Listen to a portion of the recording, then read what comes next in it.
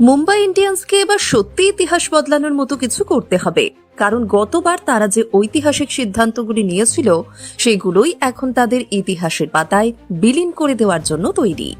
হ্যাঁ, রোহিত শর্মাকে সরানো আর হার্দিক পান্ডিয়াকে ফেরানো। আইপিএল ইতিহাসের সবচেয়ে বড় ব্লান্ডার কি এটাই ছিল?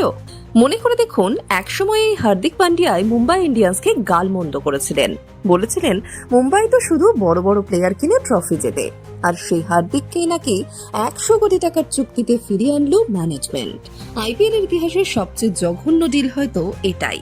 অনেকে বলবেন 2013 সালেও তো রিকি পন্টিংয়ের জায়গায় মাঝ মৌসুমে রোহিত শর্মাকে অধিনায়ক করা হয়েছিল। হ্যাঁ, হয়েছিল, কিন্তু রোহিত দলকে চ্যাম্পিয়ন বানিয়েছিলেন, আর হার্দিক তিনি এলেন, মাঠে দর্শকদের গালি খেলেন, আর দল সোজা পয়েন্ট টেবিলে তলানিতে গিয়ে ঠেকল। রোহিত আর হার্দিকের মধ্যে আকাশ পাতাল তফাৎ। রোহিত শর্মা বড় দাদার মতো নিজের প্লেয়ারদের ব্যাক করতেন, অন ফিল্ড সিদ্ধান্ত নিজেই নিতেন, কারোর কথায় চলতেন না। বোলার থেকে ব্যাটার সবাইকে তিনি নিজে তৈরি করেছিলেন। জুনিয়ররা তাকে সম্মান করত, আর তিনিও সিনিয়রদের ইজ্জত দিতেন।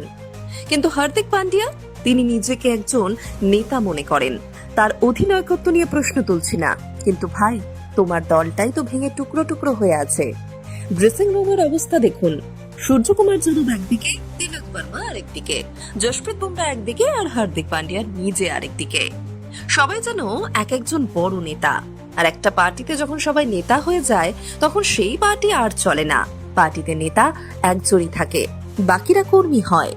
তাই মুম্বাইকে এখন দুটো রাস্তার মধ্যে একটা বেছে নিতেই হবে। প্রথমত, সোজা কথায় রোহিত শর্মাকে আবার ক্যাপ্টেন বানিয়ে দিন। বুমরা থেকে সূর্য সবাই তার কথা বিনা বাক্যে মেনে নেবে। দ্বিতীয়ত, পুরো দলটাই বদলে ফেলুন।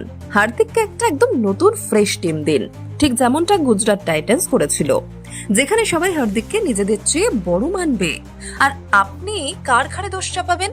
কেউ কেউ তো বলছেন বুমরা নাকি চাইছেনই হার্দিকের অধিনায়কত্ব যাক, তাই তিনি ইচ্ছে করে উইকেট নিচ্ছেন না। সঞ্জু স্যামসং এর উইকেট মিলিয়ে মাত্র 3 উইকেট। আর সূর্যকুমার যাদব, এই আইপিএলে তিনি পুরো ফ্রড প্রমাণিত হয়েছেন।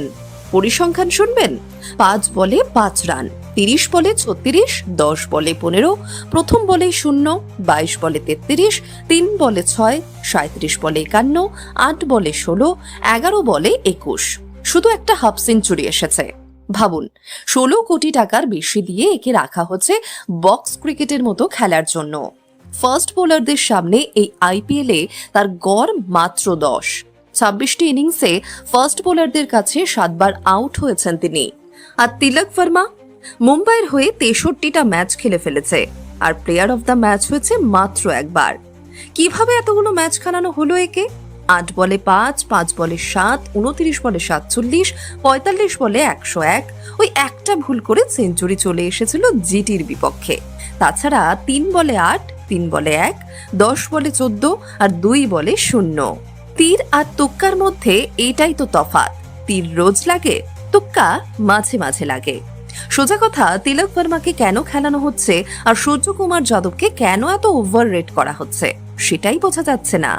মিডল অর্ডারের কোনো অস্তিত্ব নেই, পুরো স্কোয়াডটাই আপডেট করা দরকার। কারণ পরিষ্কার দেখা যাচ্ছে হার্দিক পান্ডিয়ার অধীনে এই সিনিয়র প্লেয়াররা আর খেলতে চাইছেন না। মুম্বাই যদি সত্যি উন্নতি করতে চায় তবে নতুন প্লেয়ার আনতেই হবে। আপনাদের কি মনে হয়? কমেন্ট করে জানান।